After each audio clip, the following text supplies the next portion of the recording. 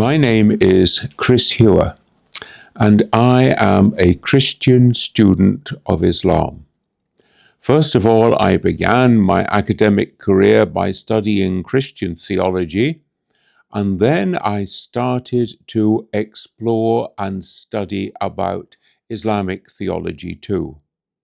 And over the last 40 years, I have been moving between these two faith traditions, helping people to understand better what it is actually that Islam and Christianity actually stand for. Because sometimes people get very strange understandings, or they don't understand. They get strange misunderstandings of what they think the other faith is about. So my work is like being a bridge, and over this bridge people pass. Those who are wanting to understand more about Islam pass in one direction, and those who are Muslims who are wanting to understand about Christianity, they pass in the other direction. Well, you might ask, why is a Christian dedicating 40 years of his life already to the study and teaching about Islam? And the answer really is this: there is only one God, that both Christians and Muslims are worshipping the one and only God. Now, if Muslims are worshipping God and Christians are worshipping God, then who are we to tell God that God cannot communicate, that God cannot reveal the way of life that pleases God to both communities? And so I ask myself, what is God saying to me as a Christian in and through Islam and through those fundamental sources of Islam, that is the Quran, the text of scripture which Muslims have, and also the Prophet Muhammad, whose whole life was about putting that teaching into practice. Now, wouldn't I be terribly arrogant if I said, I have nothing to learn, God cannot teach me anything, in and through the Quran, Muhammad, the way of life of the Muslim communities? Muhammad died around 1400 years ago, and over these 1400 years, Muslims have been in every major language, in every major philosophy, all over the world. Some very smart people have been Muslims.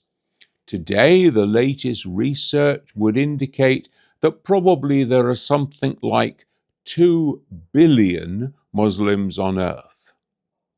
And so the way of Islam is something much more sophisticated, much more subtle, much deeper than the sort of thing that we hear in our Western media, that we read in our newspapers. And so my job is to help to take people into a deeper and better rooted understanding of what Islam is really like. Now, the Quran never says that it is guidance for a bunch of people called Muslims.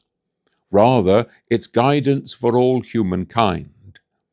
Similarly, Prophet Muhammad is not spoken of as a blessing for a group of people called Muslims.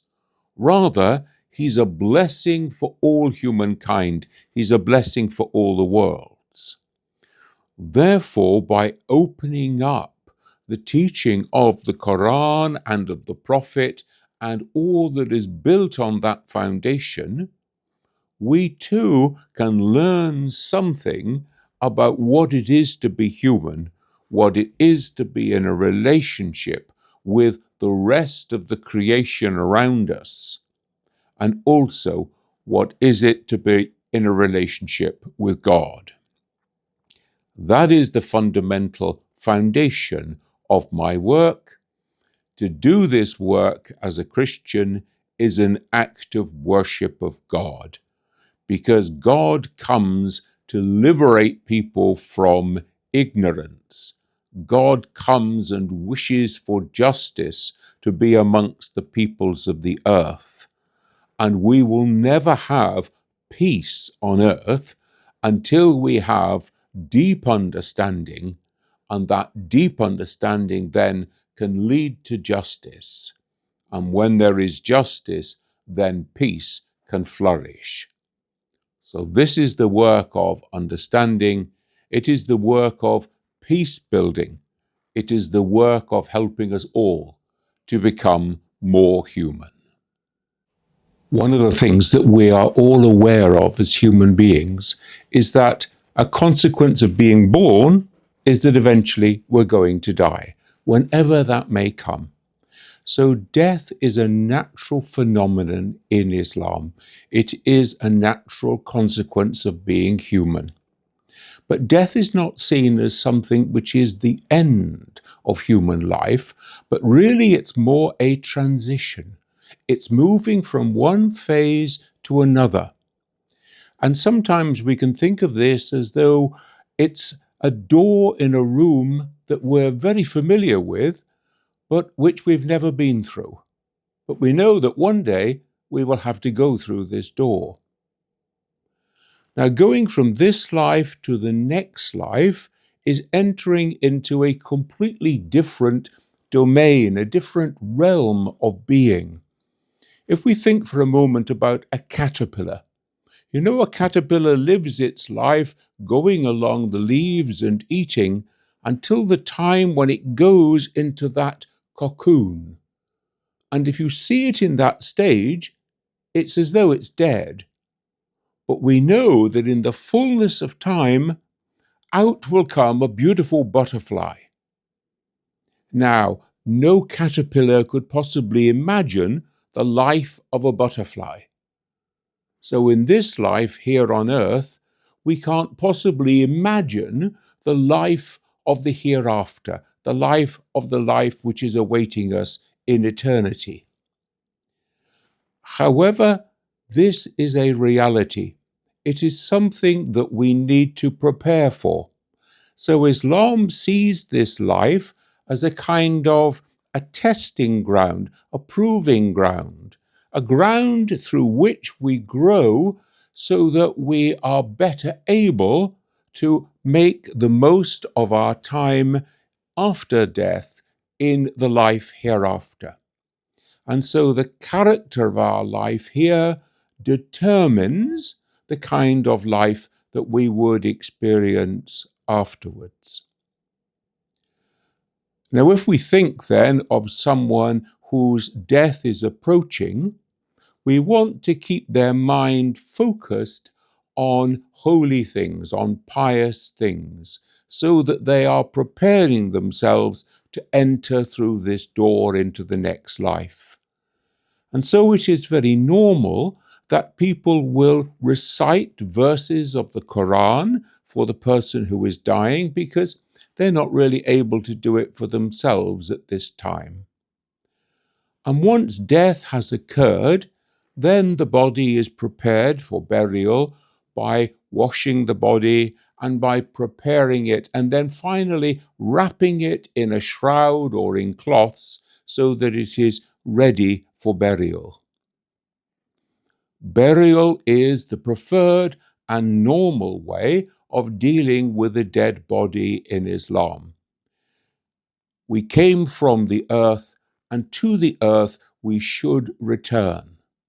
And so we are going to be put into a grave, normally in the earth, but in some places around the world where the earth is too stony or there isn't enough soil, then rock burials are used as well. And so there will be funeral prayers, and many people will come to pray along with the family and the relatives of the person who has died. It is a thing of of honor. It is a thing of respect for the person who have died. And so many people will try to attend a funeral. And after the prayers, the body then will be taken to the cemetery where the grave has been prepared. And the grave has been dug in such a way that when the body is lowered into it and turned on its side, the face then will be facing in the direction of the Qibla, the Kaaba in Mecca. If we think about it, all through this person's life, they have looked toward the direction of the Kaaba every time that they have prayed. And so the body is turned in this way, and then the grave will be filled in. And people will remain and will pray beside the grave, and then they depart. Now, these are the rites of a Muslim burial, but of course, we are all going to face death. So what can we say then of life after death? Well, the first thing is that it's a continuation of this life. And so we are told that throughout our lives, each one of us have two recording angels. And they accompany us through life, and they make a note of the things that we have done, both the good things and also the bad things. But God is essentially merciful. And so we see that mercy here, where the good deeds that I do, as soon as I form the intention to do it, it's written for me as a good deed. Whereas the bad things that I do, they're not written on my account until I've actually done them. So there's always time for me to turn back. There's always time that circumstances may prevent me from doing that bad deed. And so we have the image then that the whole of my life is known to God. We say it is recorded by these recording angels, because after death, we are going to be brought face to face with the reality of our lives, the good that we have done and the bad that we have done. Now, when I think about this, it's as though, well, perhaps you've had the same experience. You have been in a dark cave or a very dark room where there is no light. And then suddenly a door opens or a way is found out, and you come into bright sunlight. Now, this bright sunlight is very hard on the eyes. It can be quite painful. So when our lives, as though we have lived in some degree of darkness, are brought into that bright light of the pure goodness, of the knowledge of good, which is with God, then we see ourselves in that reflection. And this can be for some of us a painful experience, because we're brought face to face with the reality of our lives, the good and the bad. Nothing is hidden on this day. All is then made clear, and we have to face the reality of our lives. Now, this then is the idea of judgment in Islam. It's as though we are weighed in a balance between the good and the bad. We're put into two scales, if you like, the good scale and the bad scale. Now, if God were purely just and nothing else, that scale would be exactly equal. The two sides would weigh exactly in the same way. But we're told that the mercy of God is much stronger than the justice of God. And so the scales are not perfectly straight. Rather, they are tipped in such a way that the good weighs 10 times heavier than the bad. So this is the way that Islam thinks about the mercy of God coming to us on this day. Now, the mercy of God is crucial when we think about life after death. And we have got two sayings which God gave to the Prophet Muhammad in order that we should understand something of God's mercy. The first is this, that I have taken upon myself, God speaking, I have taken upon myself the law of mercy. My mercy will overcome my wrath. Now, if we think about it, if God is all-powerful, who could possibly bind God? Well, only God. And so God has bound God's very self to the law of mercy. And then the second saying goes like this. If my servant comes to me with sins as high as a mountain, but with repentance in his heart, he will find mercy and forgiveness. Now notice it doesn't say here, he might find mercy and forgiveness if God is feeling merciful on that day. Rather, it says he will find mercy. So it is as though the mercy of God is permanently radiated.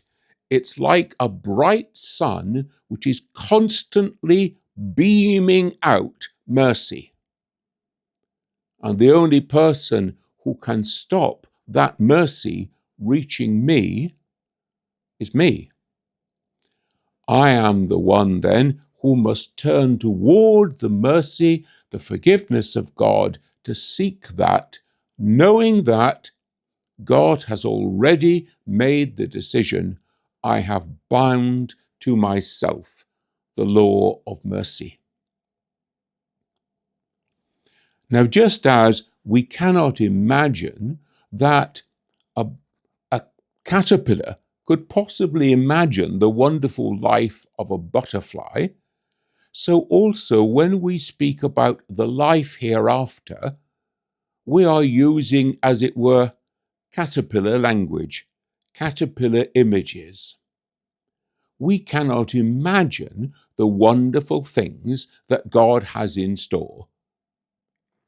It says in the Quran, no eye has seen, no heart has imagined the wonderful things that God has in store for those who are admitted to God's paradise. And yet, in our caterpillar images, we have ways of talking about this, which we find in the Quran and which we can then understand. So what then is heaven like?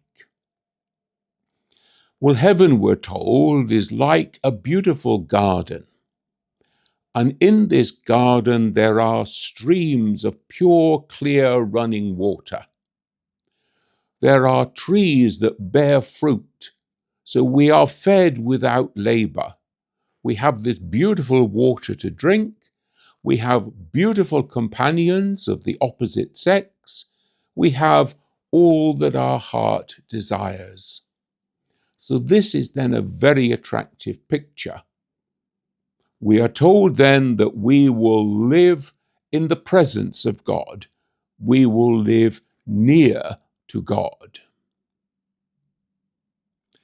If we think then of the images which are given of hell, these are images of terrible suffering, of burning, of torment, and of being cut off from the life of God. A terrible thought. And so then we have to ask, well, is hell really eternal? Does it go on forever? And so the scholars of Islam have looked at this question, and they have looked at verses of the Quran, and they say that for most of us, hell will be a time of cleansing, of purgation. So it's as though we will be sent to hell for a certain time until we are cleansed or purged from our sins, and then we will be taken into the life of paradise. Now, another way of looking at this life hereafter, this is very real.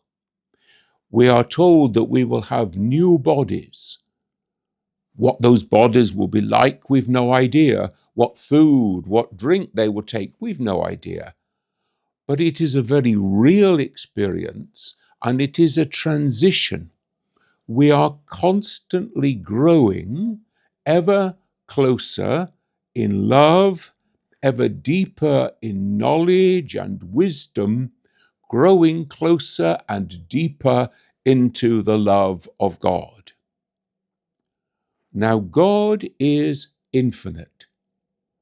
Therefore, no matter how close we can come to God, we're never actually going to get there, because there will always be more to learn, there will always be deeper wisdom, there will always be greater love. And so in our life after death, it will also be a continuation, a movement ever closer toward God. So there we have it. Death is a natural consequence of being born.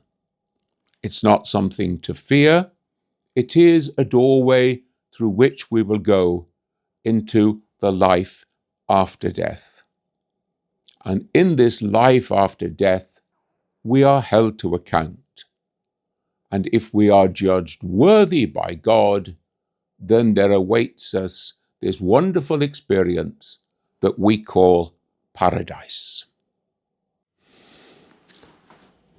This life that we have is a gift from God, and therefore to reject that gift is a very serious thing to do. And so suicide is one of those things in Islam that human beings are forbidden to do, because what we're doing is to take the right of God to determine when we're born and when we die, and we bring that right to ourselves. I decide when I should end my life. And this, therefore, is something that Islam does not permit.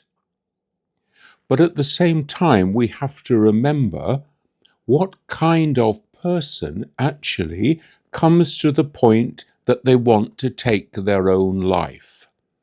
It can be through illness. It can be through tremendous grief. It can be through some misunderstanding. There can be all sorts of reasons that can bring somebody to that ultimate point of deciding to kill themselves. And so we are never able to enter into judgment on someone who has apparently committed suicide, because only God can know that. Only God knows the human heart. No human being can stand in judgment on another human being.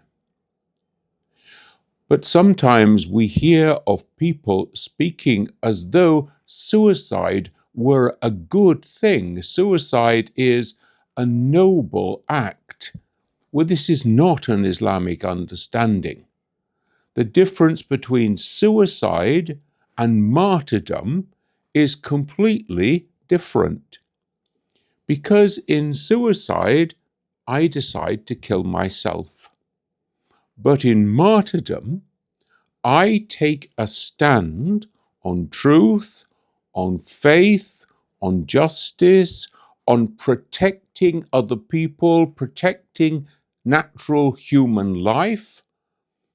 And if some other people, if some enemy kills me, then I die a martyr. But they kill me. That's the difference. Because in suicide, I kill myself. So suicide and martyrdom are not the same thing. When we try to imagine what paradise is like, it's really very hard. One of my colleagues, a great Muslim scholar, was asked by his son, "Daddy, in heaven, will I have a cat?" And his answer was, "If in heaven you truly desire a cat, then you'll have one." Because the definition of heaven includes all that our heart desires. And so if you think about what is it that really makes you happy, what is it that really makes you feel fulfilled as a human being, that then is one of the things that you will find in paradise, but much more besides, because paradise is a complete opening out into a whole new realm, a whole new experience. Somebody might say, "I am totally devoted to music. This is what really moves my heart." And then if in paradise, music is the thing that your heart desires, music there shall be. We're told that in paradise, all things are pure, all things are good.